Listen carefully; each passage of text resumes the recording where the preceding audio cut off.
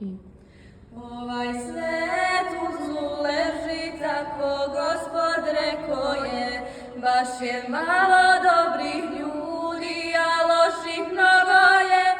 Oni smišljaju laži, razne prevare i za Božju pravdu ni malo ne mare. Izbavi me od klevete ljudi, pakosni, Bogo majko, ti si radosni, žalosni, ti znaš dela moja, ti mi dušu poznaješ.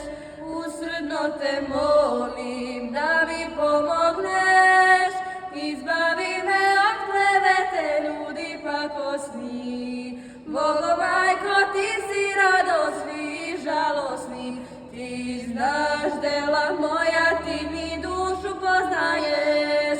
Usrdno te molim